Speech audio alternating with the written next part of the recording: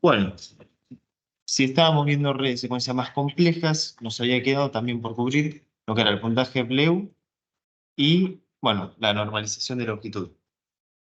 Entonces, ¿qué pasa? Cuando nosotros tenemos varias probabilidades que se tienen que dar todas en simultáneo, por ejemplo, en una oración, que una oración es simplemente el producto de que todas las palabras se sucedan, o sea, la probabilidad de que todas las palabras se sucedan en el orden que se está dando, lo que termina pasando es que este producto se termina haciendo muy chiquitito, porque si nos ponemos a pensar, tenemos, por ejemplo, un vocabulario de 10.000 palabras. Entonces, si tuviésemos que todas son de igual probabilidad, tendríamos 1/10.000. O sea, digamos que todas las palabras tienen la misma probabilidad de ser elegidas, bueno, tendría 1/10.000 de probabilidad de elegir la palabra.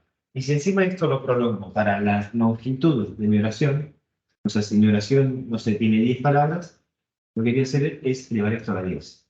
Lo que termina pasando es que este número es muy chiquitito y por ende la probabilidad de que pase la oración termina siendo también muy chiquitita, casi cero y a veces cero. Entonces lo que intentamos hacer es cambiar un poco el paradigma y en vez de tomar el producto de las probabilidades, lo que tomo es la suma de los logaritmos. Un poco similar en ciertos sentidos, porque si nos ponemos a pensar, si estamos tomando el producto, o sea, los logaritmos, cuando yo los sumo, es como que los estoy multiplicando. Si se acuerdan la propiedad, si yo tengo logaritmo de A por B, por ejemplo, que esto sería probabilidad A y probabilidad B, esto es exactamente lo mismo, logaritmo de A más logaritmo de B, ¿no? Así funcionan las propiedades de los logaritmos, entonces lo que puedo hacer es cambiar un poco el paradigma, entonces en vez de ser un producto de todas mis probabilidades, es una suma del logaritmo de todas mis probabilidades por este factor de normalización 1/ty, se lo llama ty alfa también, que sí lo que hace es, mientras mayor es esto, menos se penaliza, y mientras menor es esto, más se penaliza a que se hagan las oraciones. Entonces, si nosotros tenemos un ty alfa muy alto, lo que termina pasando es que todo esto termina siendo muy chiquitito, no se penaliza tanto a secuencias largas, pero si esto es muy chiquito, entonces termina dando algo muy grande acá, lo que se intenta hacer es que me den secuencias más cortas. Y si quieren dar cuenta de eso, porque lo que pasaría es, si nosotros tenemos un número, digamos, 10, tenemos otro número, 1, esto sería una secuencia corta. ¿Por qué? Porque tiene un gran número. O sea, porque esta suma me da bastante grande. Y esta es una secuencia más larga. Porque tiene un número más chiquito. Porque las probabilidades son más chiquitas cada vez.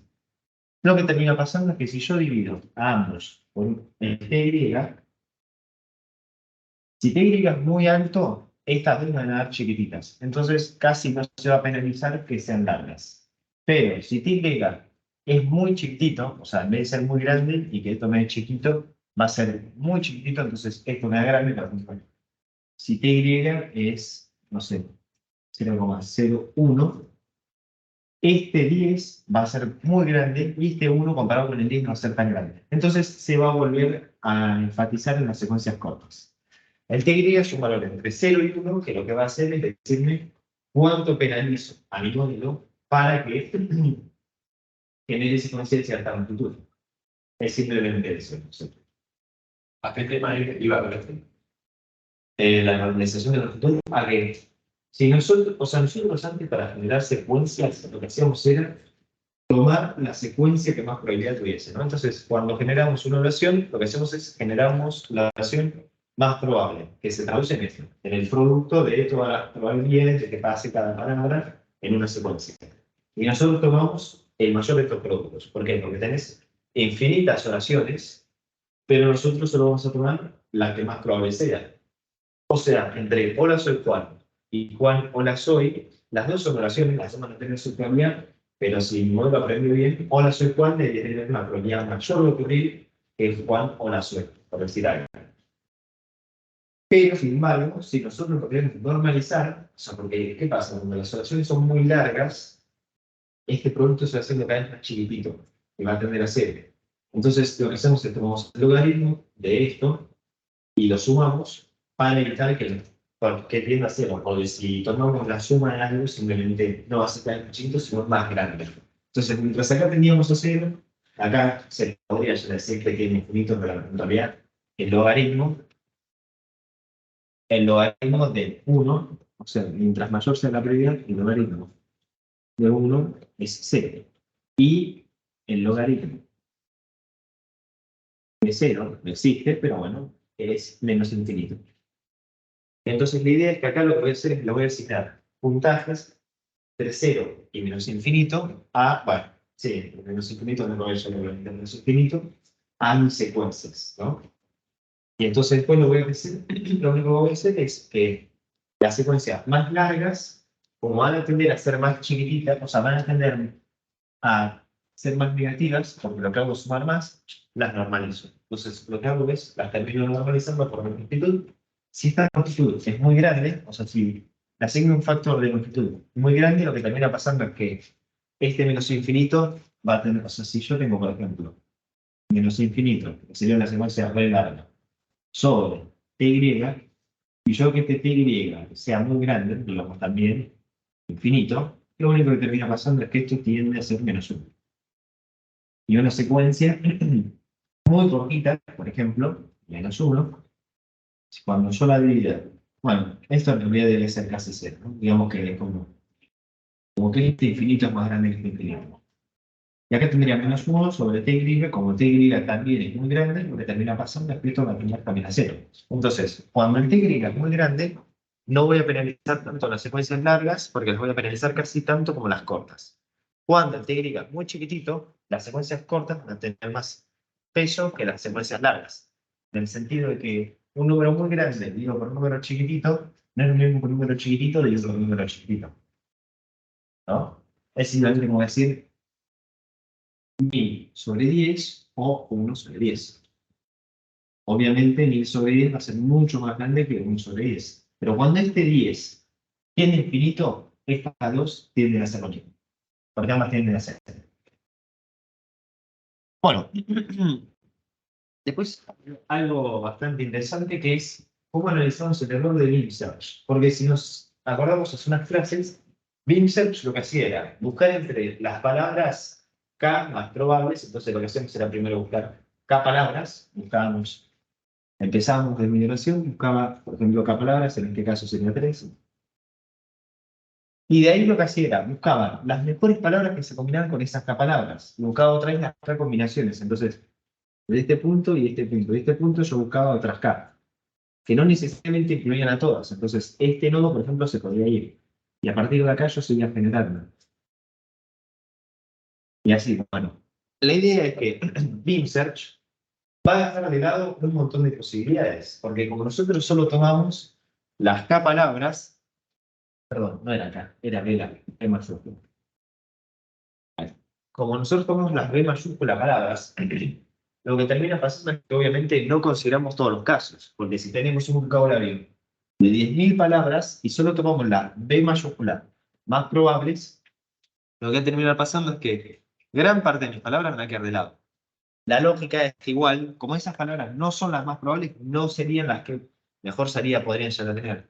Dijiste que Picture, que estaba de lado, las menos probables. La Deep Search lo que hace es se queda con las de palabras más probables. Y de ahí empieza a generar una secuencia de cuáles son las de secuencias más probables a partir de esas primeras palabras.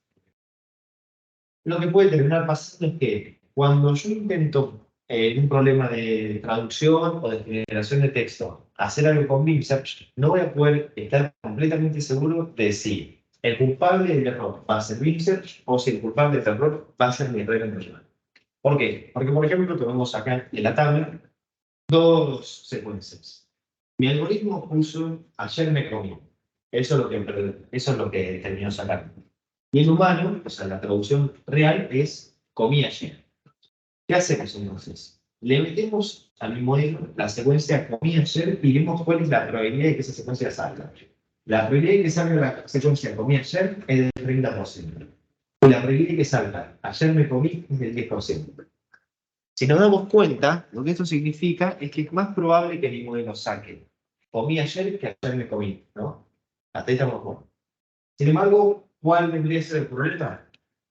Que no buscamos correctamente las claves. Porque si mi modelo dice que es más probable que salga comer, comí ayer que ayer me comí, ¿por qué sacamos en realidad ayer me comí? Si mi modelo hubiese dicho comí ayer. Lo que pasó en este caso, por ejemplo, es que nos consideramos todos los posibles escenarios. Y comí ayer, con Beam Search, no logró ser encontrado, sino que encontramos ayer me comí. Entonces, acá, ¿quién es el responsable del error? Beam Search. ¿Por qué? Porque la probabilidad de que mi secuencia la haya generado un humano para mi modelo es mayor que la probabilidad de que el modelo haya generado la que generó. Entonces, la probabilidad de generar la secuencia del humano, que la denotamos con el asterisco, dada. No, la escribí al revés. No. Sí, esto está al revés.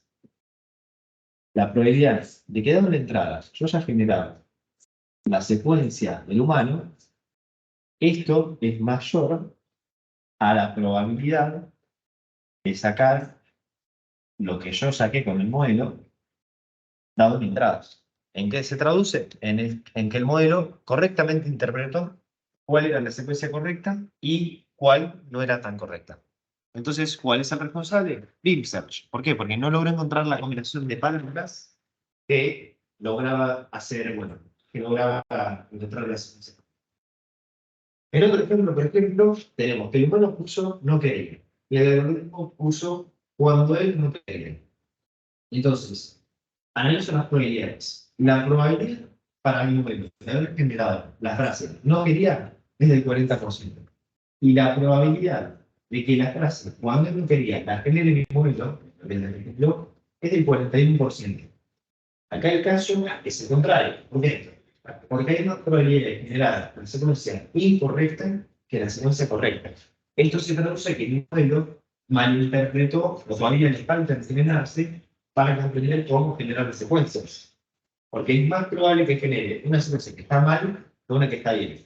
Entonces, Deep Search podría decir, al menos que no fue el responsable total del error. Puede ser que Deep Search haya sido culpable de este error, pero el modelo también participó porque asigna más probabilidades a una secuencia incorrecta que a una secuencia correcta.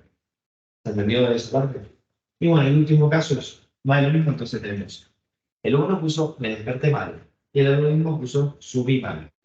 Luego las probabilidades. Es más probable que salga lo que predijo el humano que lo que predijo el modelo. Entonces, Beam Search es otra vez el responsable porque mi modelo logró comprender que me desperté mal, es más probable que subí mal. Entonces, logra comprender qué está bien y qué está mal.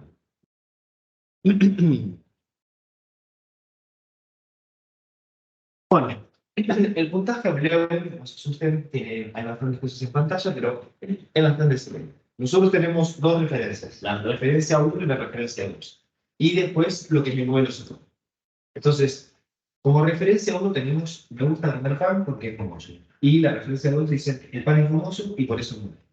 Entonces, lo que termino haciendo es una tablita en la que cuento lo que saca mi modelo y lo que sacan las referencias. Acá, por ejemplo, se usan lo que se llaman bigramas.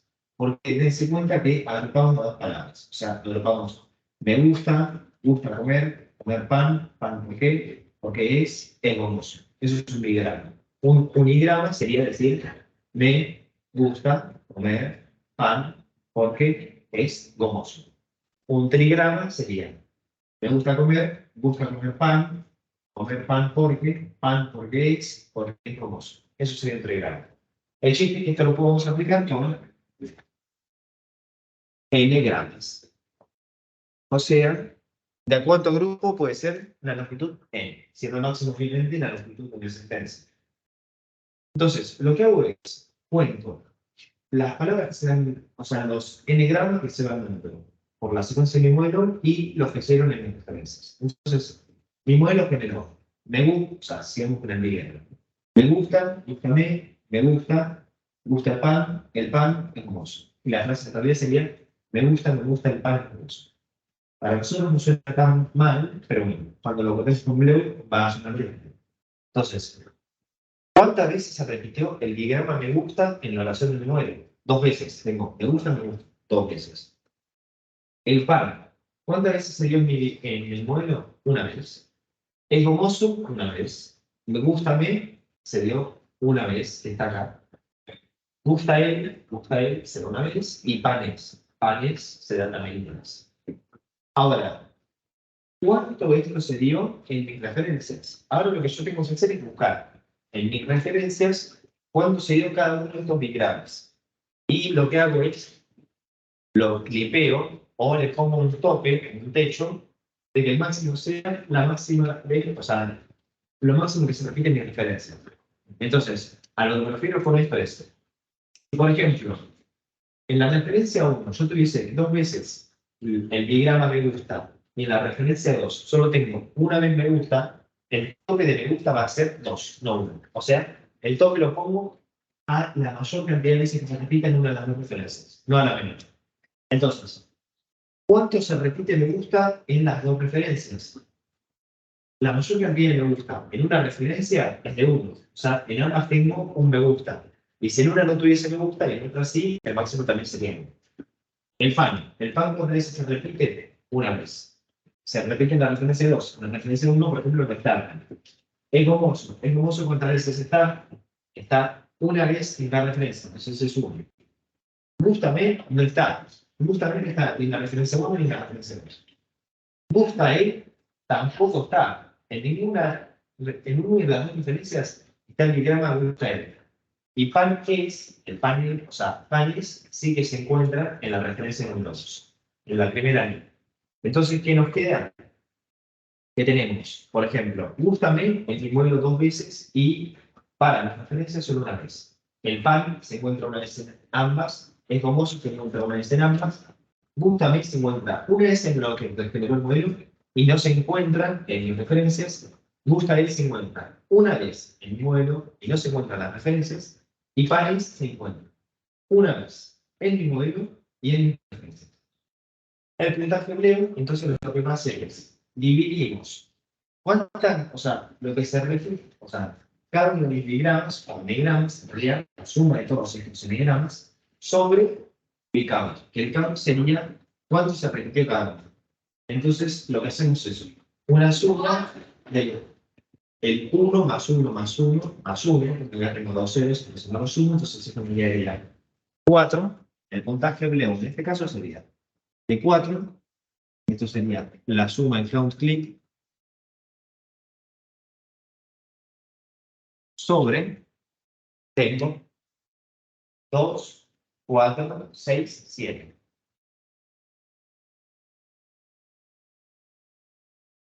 Y eso sería el count. Y esto me da el puntaje hebreo para una razón. Bueno, más o menos en realidad. Porque el puntaje hebreo final, en realidad se calcula como BP por E a la 1 sobre N por el puntaje hebreo promedio. O sea, lo que nosotros calculamos se llama P, N, o sea, el puntaje hebreo para un ejemplo N. Y lo que entonces hacemos es, el puntaje hebreo final de mi modelo va a ser BP, que ya explicamos cómo se calcula, que es por 1 sobre N a la 1 sobre N, la suma para todas las N, N igual a 1, P, N. Entonces, lo que hago es, tomo el promedio de estos semipuntajes hebreo, porque no son los puntajes finales, y a E lo elevo a esto, y esto lo multiplico por BP. ¿Y BP qué va a ser? Bueno, BP es una penalización para la longitud del modelo. Entonces, lo que se hace es 1, o sea, BP va a ser 1, sí. La longitud de la secuencia del modelo es mayor a la longitud de la secuencia de referencia. Entonces, si lo que genera mi modelo es más largo que la longitud máxima de mis referencias, BP es 1. Si no, o sea, si lo que genera uno es más corto que mis referencias, voy a hacer 1 menos la longitud de la referencia más larga sobre lo que genera el modelo. Y todo esto a la E. Perdón, y E a la teoría. Esto es, lo que hace es que nosotros logremos no penalizar tanto las amplitudes y que sean secuencias más largas, un poco más beneficiosas que las secuencias más cortas. Porque si no, no nos ensayo, 1 menos t y referencia, como es t y ref, 1 menos t y ref, esto va a ser obviamente menor a 0. Entonces esto va a dar negativo. Y entonces tengo un número negativo, llamémoslo menos x, sobre el ty modelo. Entonces, el ty del modelo es la longitud de la secuencia del modelo. Y mientras más cortito sea el modelo, esto va a ser más grande porque tengo un menor divisor. Entonces, esto va a ser elevado a un número negativo más grande. Entonces, esto va a terminar tendiendo a 0. En casos muy extremos, igual, ¿no? Nunca vamos a hacer que tienda a 0. Lo que sí vamos a hacer es que esto sea más o menos un poco más chiquitito. Entonces, esto sea más chiquitito que esto. Ahí.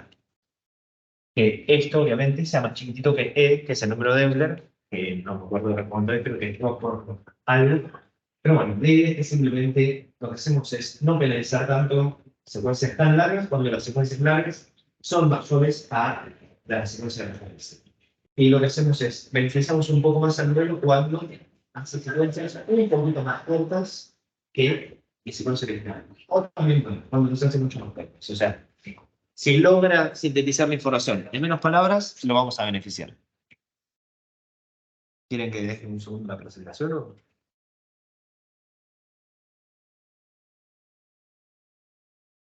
¿Alguna duda o algo así? ¿Algo que no le con la fórmula de abajo de I menos T y ref? Esta, sí. O sea, acá lo que tenemos es BP, que es una función, si se quiere decirlo, toma dos valores.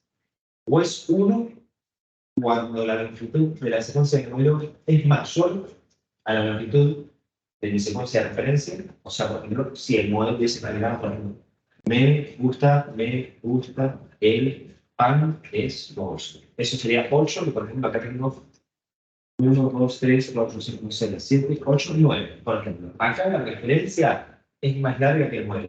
Entonces, T y ref sería 9, porque la referencia tiene una referencia.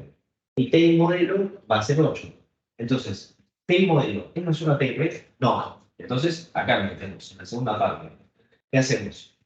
E a la 1 menos T y ref, entonces sería E a la 1 menos 9 sobre 8.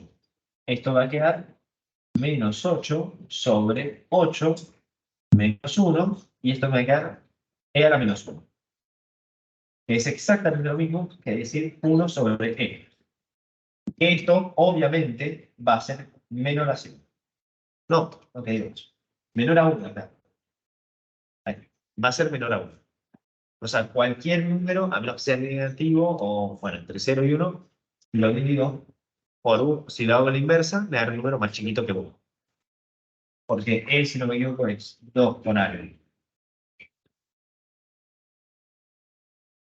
Entonces se entendió más o menos a qué viene el BP. O sea, al no penalizar tanto el volumen por generar secuencias largas. Que llega a pasar y hace secuencias más largas que la referencia. Bueno, y en plan se pasa mucho con los unigrafos. O sea, BP lo que hace es una modelo.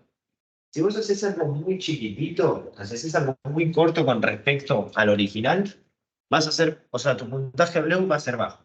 ¿Por qué? Porque digamos que el modelo en realidad generó dos palabras. Entonces me quedaría E a la 1 menos 9 sobre 2. 1 menos 9 menos 8 sobre 2 menos 4. Menos 4 mucho más chiquito que menos 1. Bueno, en realidad son 3 unidades por menos. E a la menos 4 es lo mismo que decir 1 sobre E a la cuarta. Y esto es mucho más chiquito que 1 sobre E, o E a la 1, es lo mismo. El punto es que entonces, si Bueno generó cosas muy chiquititas para mantenerse en su zona de confort y evitar que se lo penalice por esta división de count free sobre count, no se lo va a penalizar, pero al menos no se lo va a recompensar tanto. O sea, no se lo penaliza explícitamente, sino que es un poco más indirecto. Si el modelo se mandó a aventurarse, necesitamos hacer más larga la referencia, o sea, ya se empezó, sí o sí se tiene que haber pasado del count, porque ya no, es imposible que no se haya perdido nada. El puntaje hebreo es de 1. O sea, perdón, el BP es de 1. Entonces, no lo penalizo porque ya de por sí lo voy a penalizar acá, en esta división. O sea, el BP debería tender a 1. El BP, sí, en un caso ideal, debería tender a 1, porque si mi modelo está haciendo las cosas bien, la longitud de mi secuencia va a ser idéntica a la longitud de mis referencias.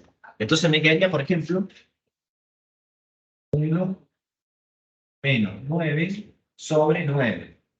Y esto me quedaría menos 8 sobre 9. Y esto ya de por sí me da menor, o sea, menor número negativo. Entonces me queda e a la menos 8 novenos. Esto sería lo mismo que e a la 9, no, e a la 8.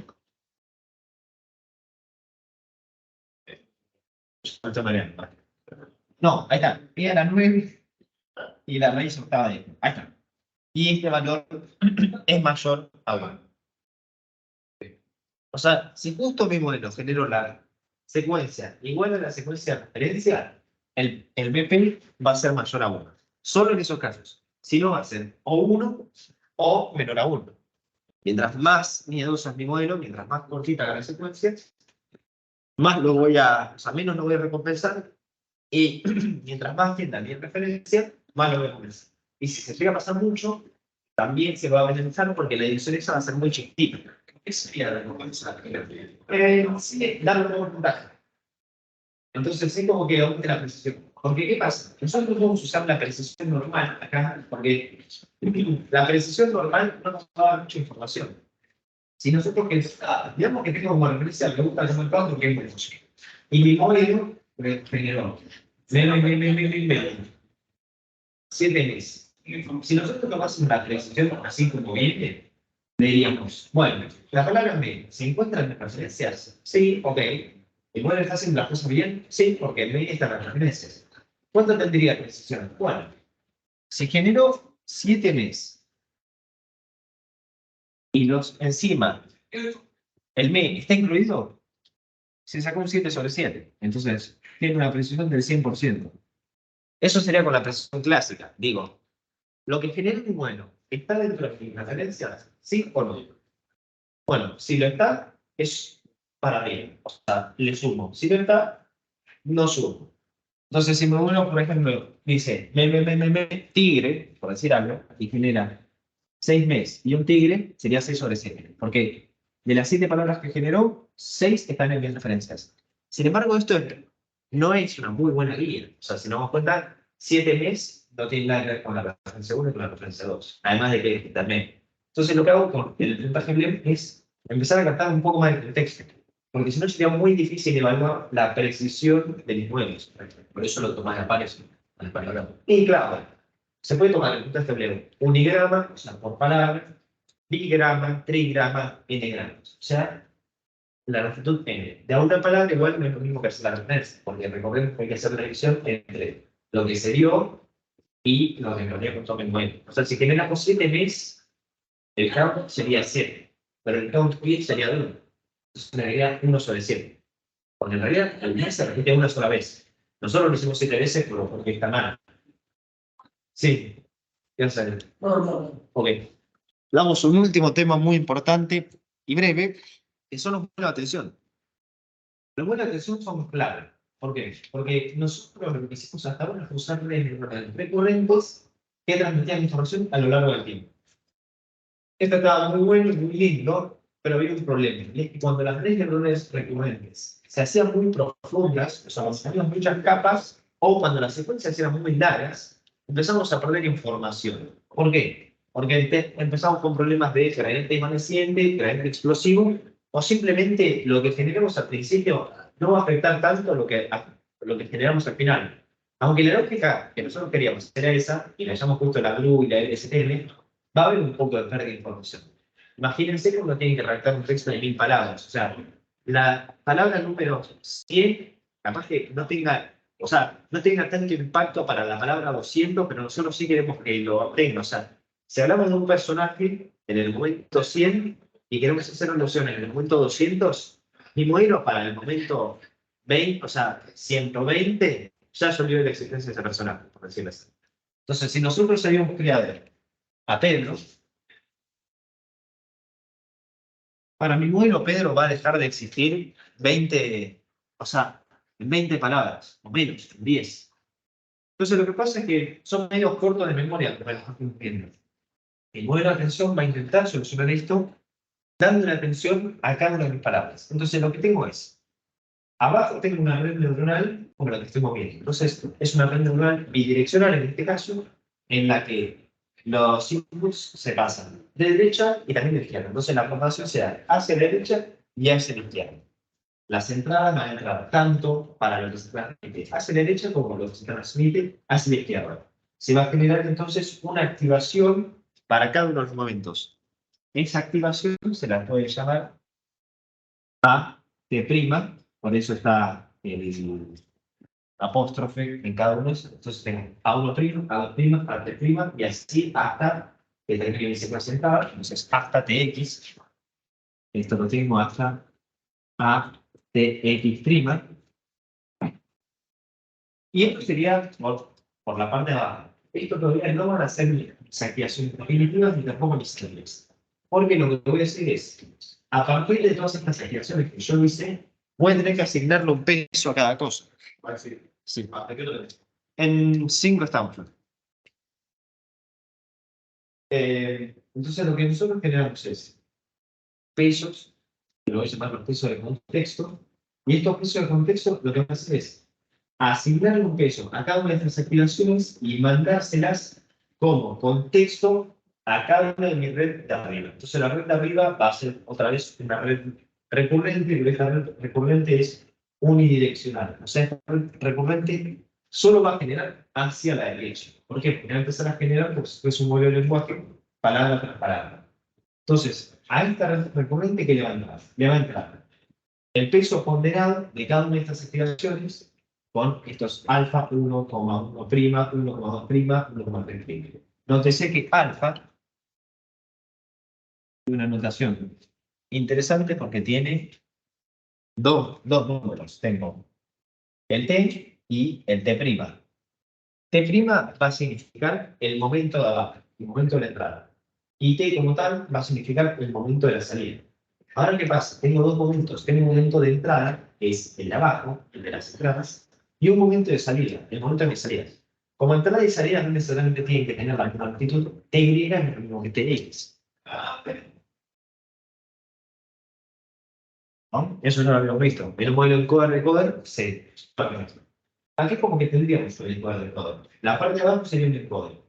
Y la parte de arriba funcionaría como una suerte de decoder. Pero sin embargo, este decoder es un poco peculiar porque va a tener un contexto, que este contexto va a ser la ponderación de todas mis activaciones. Y esto se va a repetir para todas mis salidas. Entonces, para el siguiente momento T, ¿qué va a entrar? Va a entrar lo que se generó antes, o sea, lo que se generó en el momento T-1 de arriba. Esto se lo voy a mandar directo. Entonces, le voy a mandar para generar S2, lo que le mando es S1 y a su vez todo el contexto que se generó por mis activaciones otra vez, pero para el momento 2. Entonces, el contexto 1 no es lo mismo que el contexto 2 y no va a ser lo mismo que el contexto 3, ni 4, ni 5, ni 6. La pregunta del millón es, bueno, A1, A2, A3, A1', A2', A3', son fáciles de generar, S1, S2, S3 son fáciles de generar, ¿por qué? Porque acá me gustó una red neuronal recurrente y el trabajo lo tenemos hecho. ¿Cuál es el problema? ¿Cómo computo los contextos? Porque yo tengo estos alfa, que son pesos, pero ¿de dónde los saco? O sea, ¿cómo los aprendo? Bueno, y acá lo que hago es, meto una red neuronal normal, como la que ya estuvimos viendo, y esta red neuronal, ¿qué le va a entrar? Como el contexto va a depender tanto de lo que vino antes, o sea, de las activaciones ST-1, como las AT' de ese, o sea, del momento de entrada, para generar lo que sería ET, en realidad T', lo que voy a hacer es que lo mando a una red neuronal y esta red neuronal, en base a estas dos entradas, se supone que va a tener que generar este peso. ¿Qué pasa? nosotros comunicamos que estos alfa suben 1, porque es una distribución de probabilidades, o en realidad de pesos, es una ponderación, o sea, la suma de todos los alfa para un cierto momento de prima igual a 1, o sea, la suma de todos los alfa para un momento t tiene que ser igual a 1.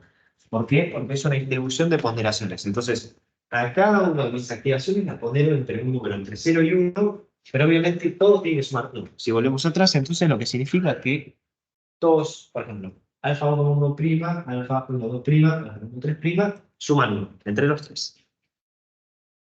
Entonces, esto después se formula más formalmente como el contexto en el momento t va a ser la suma de cada uno de los alfa en cada uno de los momentos prima por cada una de las expresiones por momento prima. Eso es lo que estoy moviendo hasta siempre. ¿Cómo calculo el alfa en un momento t prima? Bueno, es una distribución softmax, porque si todo tiene que sumar 1, la suma de todas las probabilidades tiene que ser 1. Lo anoté mal acá porque en realidad acá debería haber e a la esto, no, bueno. La idea sería que lo que tengo es e a la e de t' sobre la suma de todas mis entradas e a la e t'. O sea, si lo quisiésemos escribir bien, sería e a la e t', perdón, sobre la suma para toda mi entrada de e a la e t'. Sé que confundo un poco porque usamos E acá y E acá, pero bueno, este E no es Euler, sino que es lo que computamos con esta red neuronal que se encarga de computar estas ponderaciones entre, bueno, o sea, esta no computa las ponderaciones entre 0 y 1, sino que computa las preactivaciones, ¿se acuerdan? Sería como una suerte de Z, entonces esta Z se la mando a la distribución softmax, y la distribución softmax o sea, entre los números va a ser que todo esté entre 0 y 1 y que encima todo esto sume. Entonces, nuestra ruta de aprendizaje, hoy vimos técnicas muy complejas de lo que es funcionamiento del lenguaje natural, esto ya es bastante estado de arte, y nos va a servir para entender uno de los modelos más importantes en unas clases, que es el transformer.